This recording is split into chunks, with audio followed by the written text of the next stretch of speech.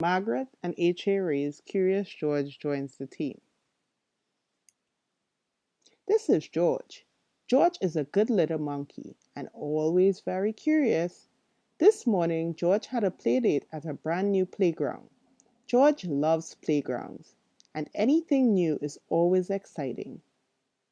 George was going to meet his new friend Tina at the playground. "You're going to love this park, George," the man with the yellow hat told him. "There's a basketball court and a special play structure that was built so that children with or without disabilities can all play together." George tried to imagine what this special playground might look like as they drove there. When George and his friend pulled into the playground, the park looked even better than he had dreamed. There was a giant castle in the middle with wide ramps to run up and down. There were special swings, some that had great comfy seats, and one that could fit a wheelchair. George saw Tina on a swing. As the man with the yellow hat talked to Tina's grandmother, George studied the play structure. Could he do everything in this new playground in just one day? He thought so. He ran up a ramp just as Tina sped up behind him. George loved the way Tina raced around the play structure on four wheels. Because her feet doesn't work properly. I can't see what. I don't know the reason why, but some people's feet don't work properly, so then they have to be in wheelchairs. But they can do a lot of things just like us. George loved the way Tina raced around the play structure on four wheels. She was amazing. First, he climbed the monkey bars. He was very good at this. Then Tina zoomed down a cool wide slide. She was very good at that. Next, they played tic-tac-toe. They were both very good at tic-tac-toe. The sound of a ball bouncing distracted George.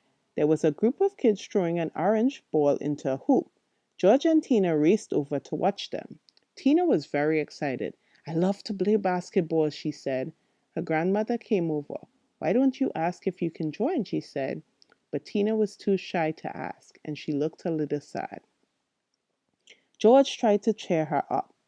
He jumped as high as he could and swung all around the trees over her head. Tina laughed as she watched him. The kids on the basketball court stopped to watch too. "I'm Jenna, and we're the Slam Dunkers," a girl told George. "Do you want to come and play with our team?" He had never played basketball before. He was so curious he forgot he was playing with Tina. He ran off into the court and took the ball.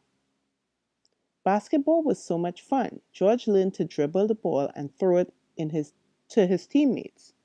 He was super at jumping up to catch the ball when it rebounded off the backboard. During a break, Tina wheeled her chair into the basketball court. "Can I play too?" she asked in a quiet voice. George hoped they'd be on the same team, but the other kids weren't so sure. "You play basketball?" Jenna asked. "Sure, I play all the time," answered Tina. Then George had an idea. He got the ball and with one quick leap he threw it to Tina. Tina looked surprised, but then she wheeled onto the court. She shot and she scored. All of the kids on the Slam Dunkers cheered while George turned flips of joy. Then Jenna threw the ball to Tina and she scored again. Tina was a great basketball player. "Like I said, I play a lot at home," she reminded them. "I can tell," said Jenna. "We play every week. Do you and George want to join our team?" George and Tina played basketball all afternoon. They even made plans to come and play together another day soon. Tina and George were part of the team now, and they always scored the most baskets. The end.